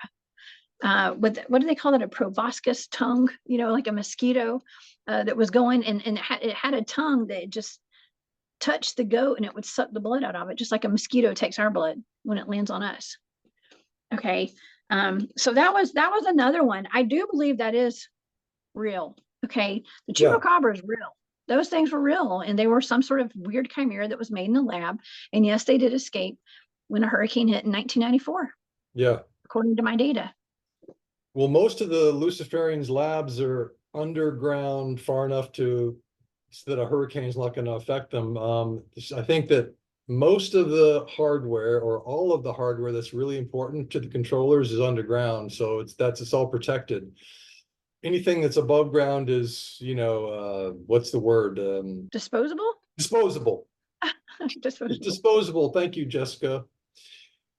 So yeah, the controllers know that weather conditions on this planet are really, really volatile. So they put all their important stuff underground, or they put it on other planets or inside other planets, like the moon, which is not a planet, but a weaponized spacecraft, as anyone who does the research knows. So you've got the testimonials of the locals, plus the remote viewing that you did, which was only a set of numbers. It wasn't like Barry saying, hey, there's this thing that happened in Puerto Rico. I want you to check it out. He just gave you a set of numbers. And then suddenly you're talking about Noah's Ark. You're talking about dinosaurs. You're talking about, you said escaping, creatures are escaping was in your data. Yes, and marsupials as well. Right.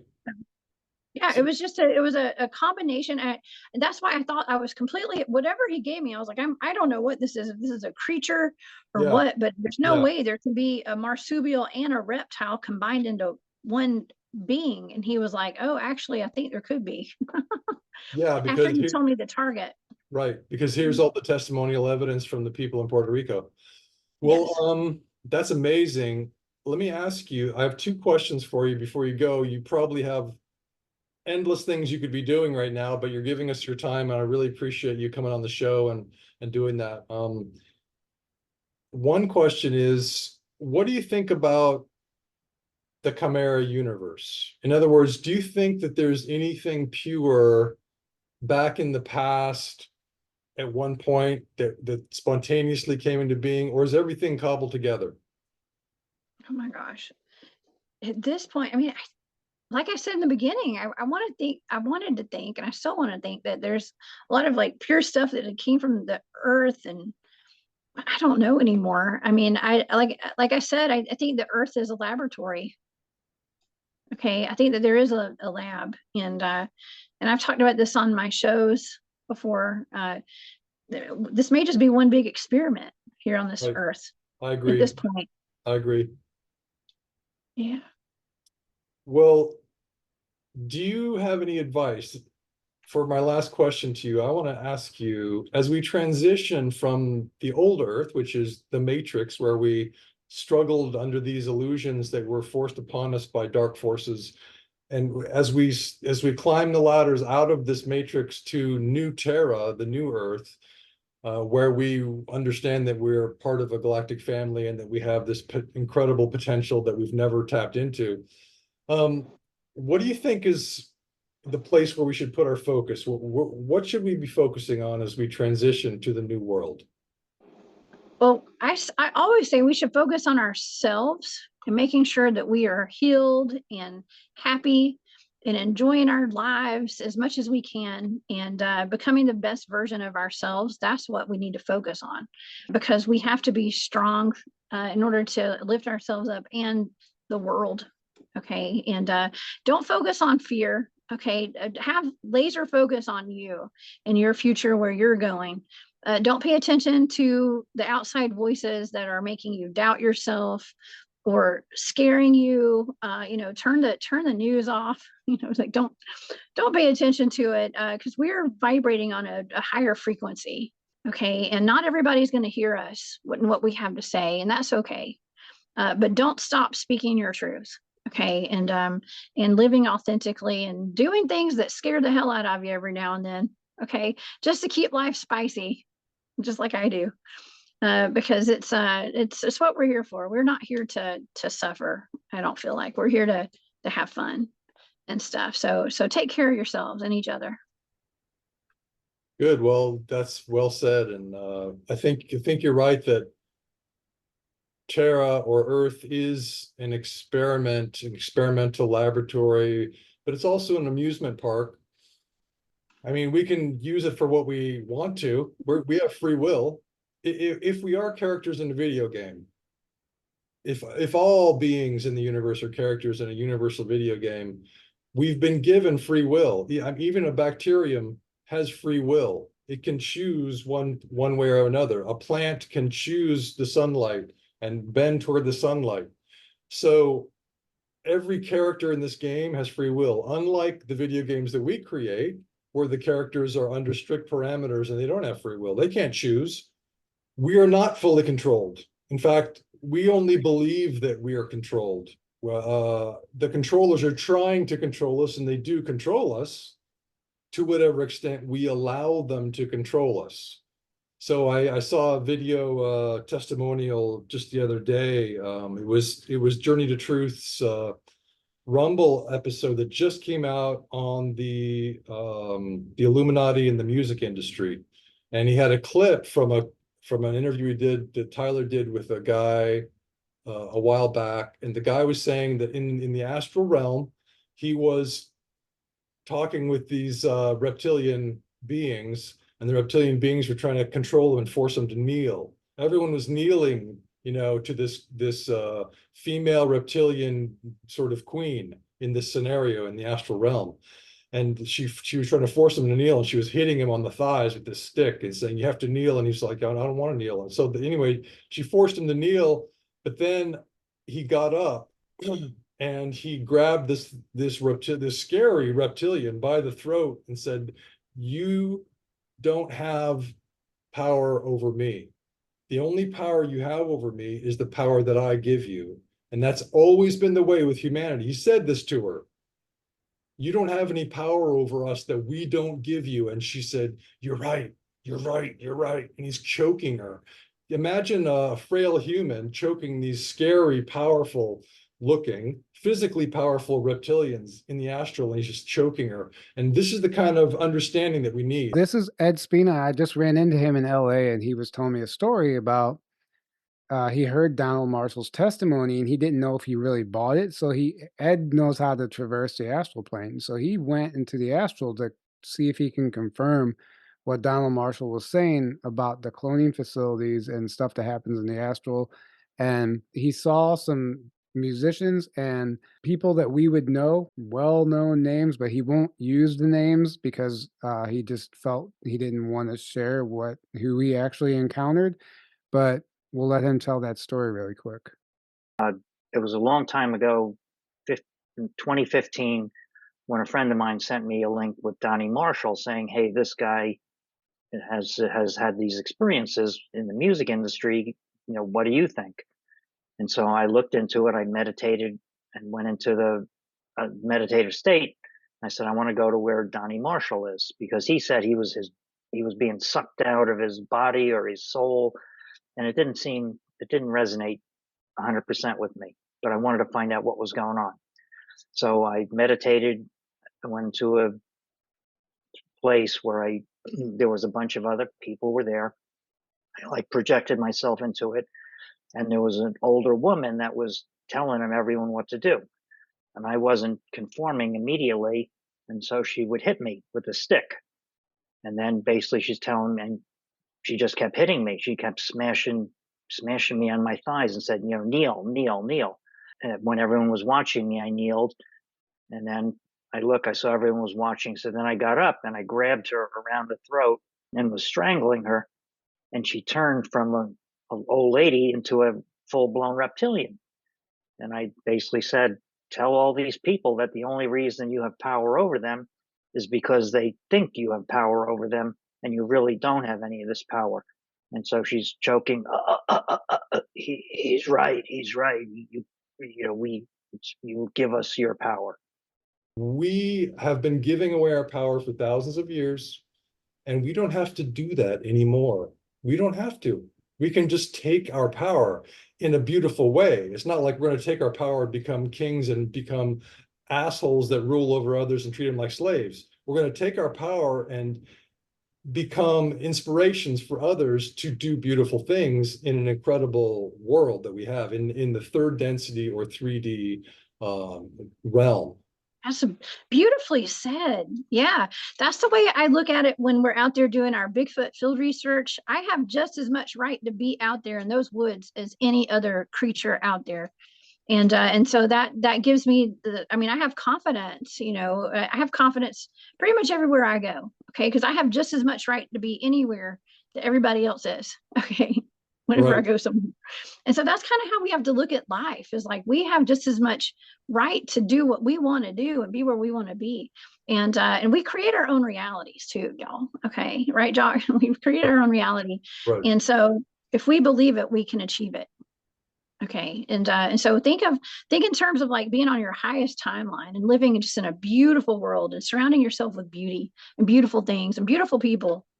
And that's going to be your reality. Well, Alex Collier talks about this idea of us being sovereigns or coming into our true sovereign nature after being slaves, after living as slaves for thousands of years to various masters, namely the Draco, the C car, as Elena Denon calls them, because I think that's more of a true name for them. CIAKAHRR, C car. We call them the Alpha Draconans because that's where primarily they came from in that constellation. As Alex Collier says, we are not just allowed to now, as we were exiting the matrix, become sovereigns, but it's our manifest destiny. We are tasked by the universe, by our own souls, or by our own immortal souls, to come into our power and be sovereigns. And there's this beautiful, I'm going to see if I can find this this greeting. Alex Collier has this greeting that we're all supposed to memorize for when we meet members of advanced races. I always imagine meeting a Draco who's 12 or 14 feet tall and fearsome looking, and trying to remember the greeting, because you're supposed to bow but keep eye contact. And so you're supposed to bow slightly is the deal with advanced races. Whenever you meet the member of another advanced race, you bow slightly, but you keep eye contact. And he's 14 feet tall, so you're looking up at this fearsome creature that you want to run from, and you're saying, as a sovereign being, permission must be asked to enter my space. In other words, you're declaring your sovereignty to the member of the advanced race that you're meeting, that you're greeting. That way they know that you are not to be run over. They know that you are to be respected. And so you can't just be like, hey, how you doing? I'm a human. That's not the way it's done. He says it's always done the same way, no matter whether you're greeting a member of a regressive, as we call them, race, or a benevolent race, or a neutral race. You say the same thing. You say, when entering my space, permission must be asked. So that's basically the greeting, and they do the same to you. They give you that same greeting back. That's the way it's done in the galaxy. So, and probably in the universe between members of advanced races, because all the advanced races have come to the conclusion that they themselves need to declare their sovereignty. They need to say, I'm worth paying attention to, I'm worth respecting. And that's what you're saying about humanity. Absolutely. I mean, first of all, I made a video the other day for my channel members, and it was about acting, suit up, armor up, act like you own the place. Okay, it's important that we do that, but also that's a great point. What you're bringing up is, I worked in government, I worked in politics. Okay, I worked at the state capitol here in Georgia, and I used to have to go beg for money all the time for my agency. Okay, in the halls of the legislature. Okay, and I felt it was. I always treated, and I learned something quickly, and it's not something I just learned. Like I just knew. I treated everybody the same, from the custodians there to the governor, okay, to all the legislators, to everybody. You don't treat the people who are, in a quote unquote like lower position. And it's not lower position in my opinion, but you treat everybody the same. Okay, we treat everybody the same with respect. Okay, with respect. And actually, my grandmother always instilled that in me. Treat everybody the way you want to be treated, and I think that we need to do that as humans as well, and because when we give respect, we get respect back. Okay, and I think there's a lot of people, especially on these online communities, y'all. Okay, I say y'all, Jock. There's I see there's a lot of disrespect going on in some communities. I'm in the cryptid community over here, but there's disrespect that goes on and stuff, and that's just from a very unhealed place, a very low vibrational place, and so it's going to take people I know people that are watching your show at this moment and listening in. They're probably on a pretty good frequency, okay, because we're all here together at this moment in time, and so we I don't think that we think that way, okay, and but a lot of people do, and so just keep your vibrational frequency high and treat everybody the way you want to be treated, because you're going to they will in return hopefully treat you the same way back, hopefully.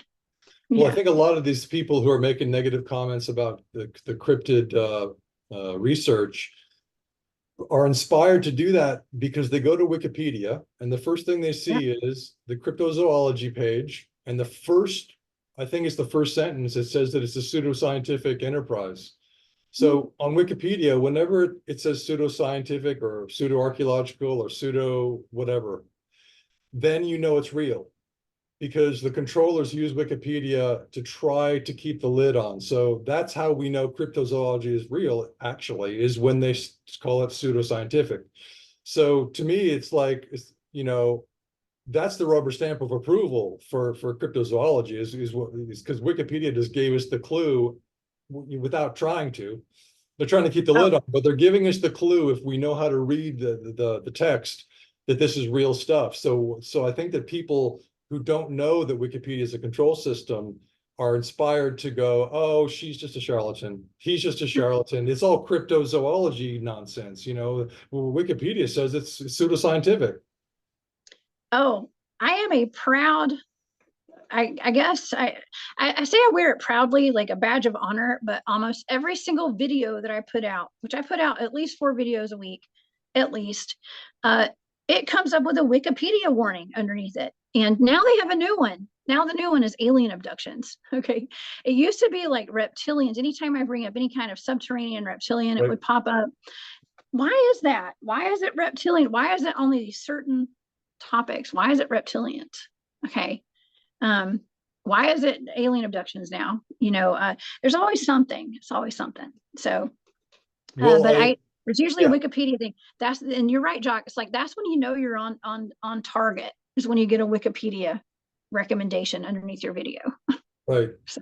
Well, I got a strike on my channel, or a warning, actually, I guess it was my YouTube channel. And I've only done 7 interviews, you know, and I think it was my 6th interview with Ken Rolla. He told me in advance, you're going to get some pushback from YouTube no matter what I say, because they have my number. So I was like, okay, I'm ready. They may take down my channel, but I'm going to take the chance. So I put up his interview. They immediately wrote me and said, you've lost some features on YouTube, you know, so it's not a strike, but I lost some features just because he's talking about DNA. He's talking about what DNA really is. It's a transceiver. It's picking up, the chromosomes are picking up the life blueprints coming from the center of the galaxy, and they're rebroadcasting this information to form this body, to form that tree, to form a blade of grass.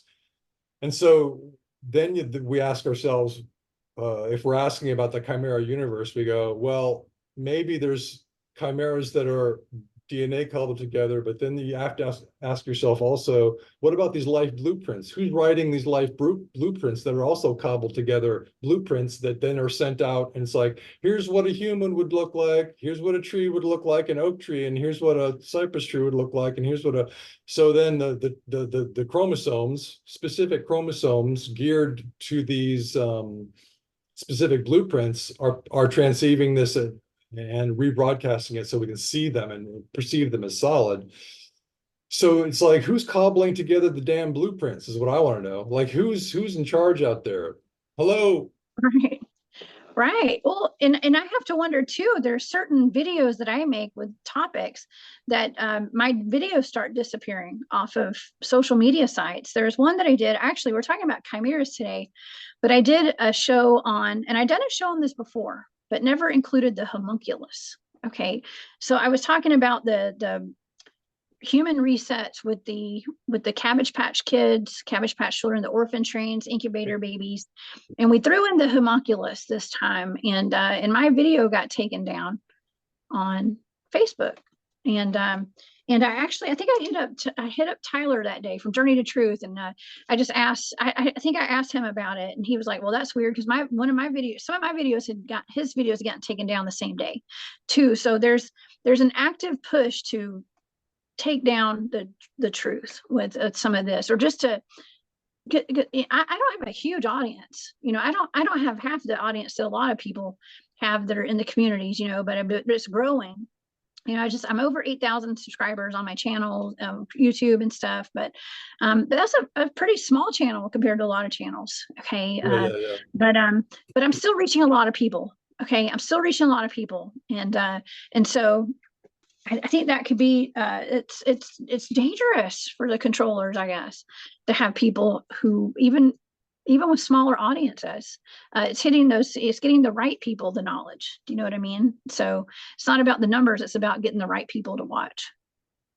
Well, you and Tyler and Aaron, Journey to Truth, have been talking about cloning.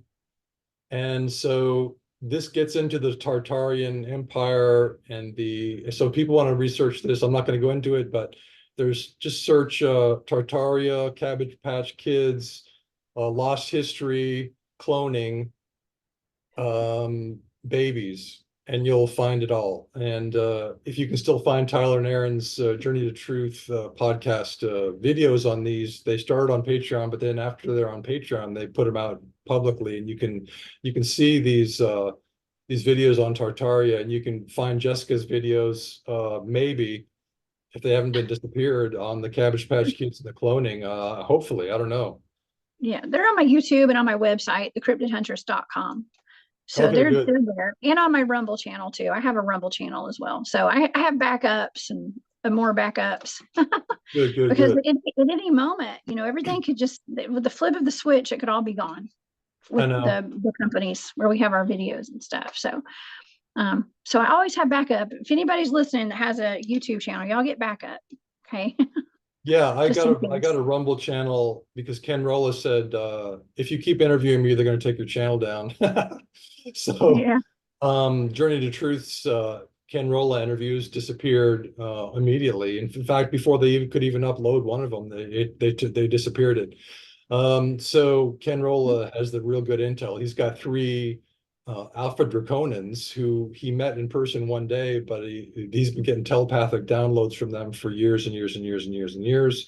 And they give him machine blueprints. They give him all sorts of technology, all sorts of history. And so he's got, if people want to go to Fresh and Alive is his site. So Jessica, I hope that people see this channel, Transition to New Terra, is for people who don't believe in a lot of this stuff. This is for people who are waiting in McDonald's lines for the next hamburger. And so I'm hoping that people hung in there with us long enough that we don't sound too crazy, so that they could hang in and go, what are they talking about? As opposed to just going, oh, they're crazy, and they switch off. So I'm hoping that the people listening right now were able to hang in, and that they understand that an open mind is the key to a better life for all of humanity, because we definitely, without a doubt, have been controlled, and our knowledge has been suppressed for millennia. So that's for sure. Whether you believe in any specific topic or not is another thing, but I would strongly suggest that you follow the wonderful Georgia Peach's YouTube channel, Jessica Jones's The Cryptid Huntress, and thecryptidhuntress.com is her website. And to go get her on Rumble, find her on Rumble, because her YouTube channel might disappear today. You never know. No, it's not. It won't disappear. It's going to be there for forever. Okay. Hopefully. It'll be there forever, but definitely go to Rumble too, please. I don't know. I don't think I set up Rumble correctly, and I think somebody told me I have two channels there, but they're both mine. They're both mine. I just upload to both because I don't know any better. I'm still learning. I'm a little low tech. Okay. But however, it's better to have too many than not enough, right? Yeah. So you can No, I find me over know. there. Yeah, when I started my YouTube or my Rumble channel, there is two channels. One's the main channel, and then there's the playlist that's named whatever you want to name it.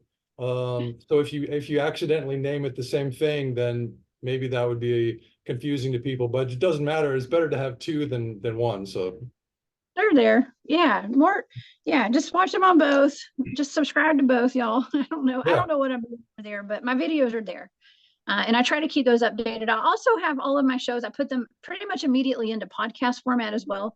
So you can find me on podcasting platforms. Just look for the Cryptid Huntress on podcast platforms. Go to Spreaker, and it's all there. Okay. Well, do you have any final words for humanity or for the advanced races who are listening in right now? Oh, yeah. Well, like I always say, that's interesting. I had a download one time about a message to humanity, okay, from an orb, actually. Okay, an orb of, I was remote viewing orbs over crop circles for berry. It was another blind target. It was an orb that was making a crop circle, and I got this message. It's actually for humanity, and it was that they appreciate our teamwork, and they said, we know you're tired and you don't want to be here right now, but don't give up. That we're here with you, and we are doing everything we can to help you right now, but don't give up. And it's all about, they appreciated all the teamwork that we're doing, and that includes you and I, Jock. Okay, and all of us that are out here putting out this information and working together, being a cohesive group, but separate but cohesive.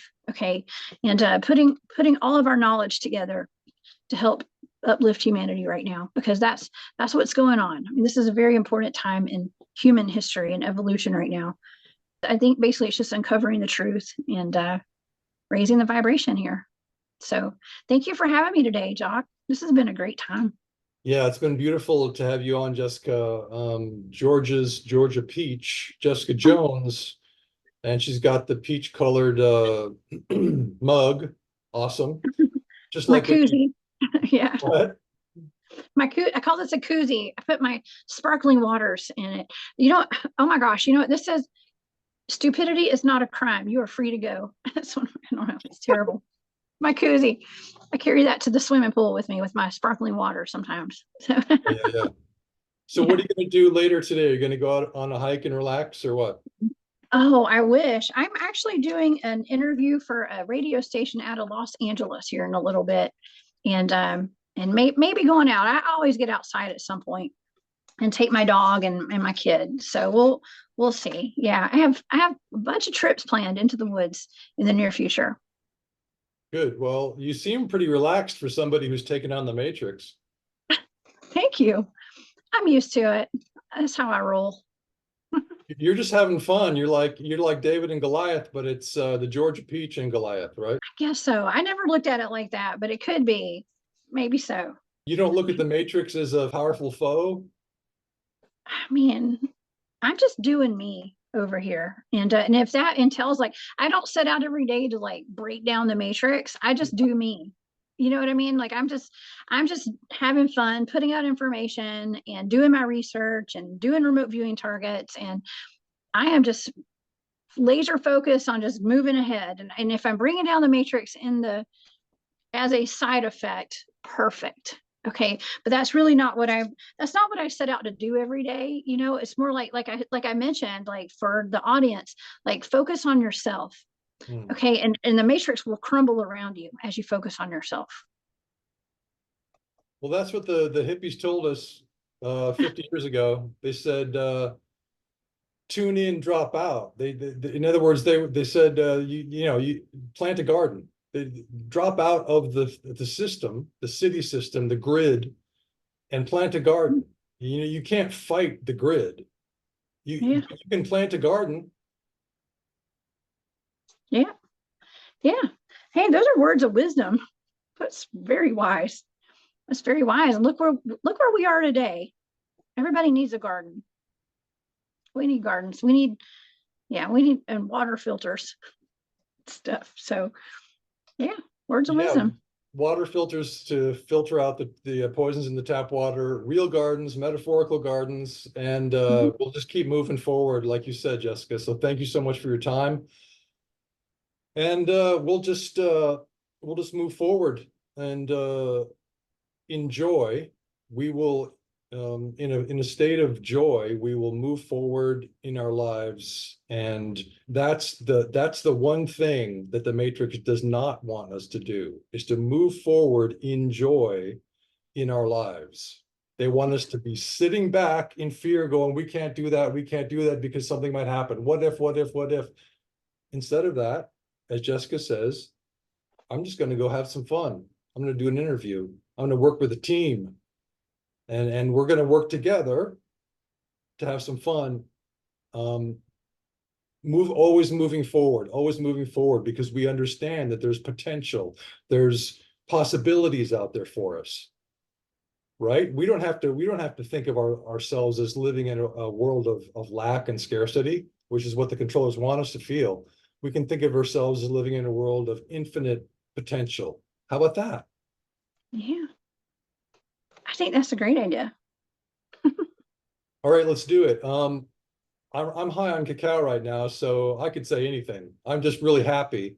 But I think that's a good place to be. So Jessica Jones, thank you for coming. I appreciate you. I'll just speak for myself. I appreciate you. Thanks for being part of the Jessica Jock team today. Right? Thank you. Yeah, thank you, Jock. I appreciate you too. I appreciate you letting me be here today. Good. Thank you. Big love from Texas. And me and the tree in the background are sending you waves of love so that when you're out on your hike today with your dog and your kid, you're going to be riding, you're going to be surfing that wave, okay? Okay. Thank you. I Okay. appreciate that. Okay. Thanks for coming on the show, Jessica. Thank you, Jock. Okay, bye. Bye.